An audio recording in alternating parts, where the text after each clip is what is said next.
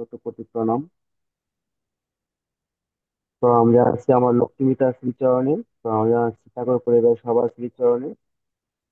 তো আজ এই অনলাইন অধিবেশন সৎসঙ্গে আলোচনার বিষয়বস্তু হলো পরের মঙ্গল কামনায় নিজ মঙ্গলের প্রস্তুতি। তো জয় গুরু।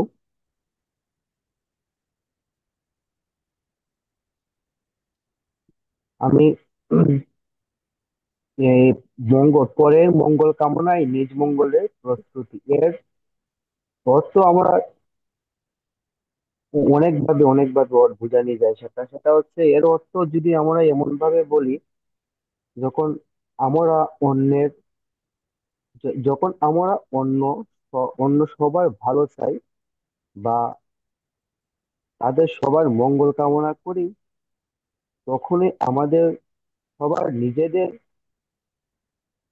সবার তথা নিজেদের মঙ্গল বা ভালো হয়। এই বাণীর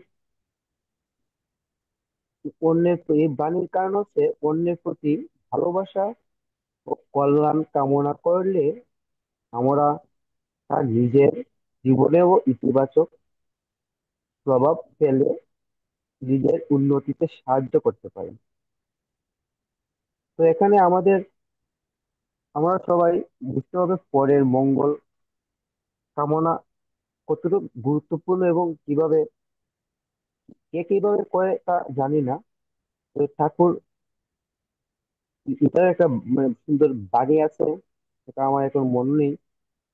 এখানে অপর বলতে নিজের ছাড়া বাকি সকলকে বোঝানো হয়েছে। নিজের ছাড়া বাকি সবাইকে বোঝানো হয়েছে অপর, অর্থাৎ পরিবার, সমাজ ও বিশ্বের প্রতিটি মানুষের সুখে শান্তিতে থাকা, ভালো থাকার ইচ্ছা পোষণ করেন। তো সবার অপরের মঙ্গল কামনাই আমাদের মঙ্গল কামনা। এটি হলো পরের ভালো মন্দ নিয়ে চিন্তা করা এবং তাদের জন্য শুভ চিন্তা করা। মানে আমি যে চিন্তাটা করব সেটা শুভ হবে কিনা, শুভ হলে আমার জন্য তা শুভ হবে। আমি ঠাকুরকে যখন প্রার্থনা করি তখন আমি বলি, ঠাকুর সারা বিশ্বের সবার সবার মঙ্গল কামনা আমি প্রার্থনা করি, সবার মঙ্গল করো। সবার ভিতরে আমি একজন, সবাইকে ভালো রাখো, সবার ভিতরে আমি একজন। তো আমাদের সবার এই জিনিসটিতে প্রসূতি থাকা প্রয়োজন। এর অর্থ হলো উৎপত্তি স্থল, যে কোনো এক জিনিসের উৎপত্তি স্থল, যেমন জননী। অর্থাৎ অপরের মঙ্গল কামনা হলো নিজ মঙ্গলের উৎস। এর কথাটা আমি কতটুকু বুঝাতে পেরেছি আমি জানি না। একা এই বাণীর এই বাণীর মনোবত, মানে এই বাণীর মানব জাতির মধ্যে একাত্মতার কথা বলা হয়েছে। এই সবগুলো বাণীর মানব জাতির ভিতরে একটি আত্মার কথা বলা হয়েছে। আমরা বিচ্ছিন্ন নই, বরং একে অপরের সঙ্গে সংযুক্ত। আমরা সাধারণত বিচ্ছিন্ন নই, একে অপরের সাথে সংযুক্ত আমরা। হ্যাঁ, আমরা বিচ্ছিন্ন নই, বরং একে অপরের সঙ্গে সংযুক্ত। তাই অন্যের ভালো না চাইলে নিজের ভালো কখনোই কখনোই হতে পারে না। নিজের ভালো চাবো, অন্যের ভালো চাবো না, সেটা তো হবেই না। ঠাকুরই না বলেছেন। অনেক বাণী আছে, ঠাকুরের হাজার হাজার বাণী, সেটা থেকেই বোঝা যায়, আমরা ব্যাখ্যার প্রয়োজন নেই। কত সুন্দর বাণী। তো আত্মকেন্দ্রিকতা বর্জন, মানে আমাদের অনেক কিছু বর্জন করতে হবে, তার ভিতরে হচ্ছে আত্মকেন্দ্রিকতা।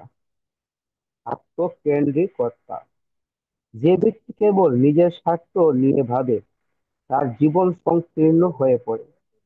কিন্তু যখনই সে অন্যের ভালো চাওয়া শুরু করে, তখন তার মধ্যে একটি বৃহত্তর সত্তা জেগে ওঠে, নিজের সংকীর্ণতা থেকে মুক্তি পায়। মানে নিজের, যে আমি আজকে একজনকে বললাম, ভাই ভালোভাবে তুমি তোমার মতো কাজ করো, সবার মঙ্গল প্রার্থনা করি। তো এই যে বলাটা, এর থেকে আমি যতটুকু আনন্দ পাবো, এর- তার তা বোঝানো খুবই একটা আনন্দের ব্যাপার। তাই আমরা উম, তাই আমরা যা প্র- প্রকৃতি প্রকৃতিকে শুদ্ধ করে এবং ফলস্বরূপ আমাদের জীবনে বৃষ্টি হয় বৃষ্টি হয়ে ফিরে আসে, যা আমাদের জীবনকে সমৃদ্ধ করে। ঠিক তেমনি আমরা যখন অপরের জন্য মঙ্গল কামনা করি, তখন তা নিজের জীবনেও মঙ্গল ফিরে আসে।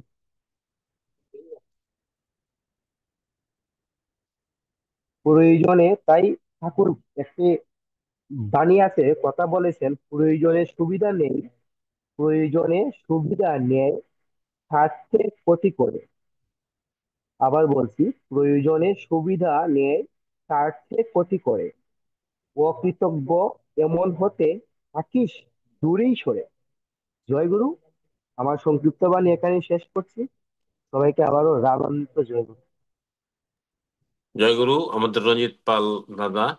আহ, আমরা এ পর্যায়ে ঠাকুরের জয় কথা শুনবো। গুরুদেব। জয়গুরু।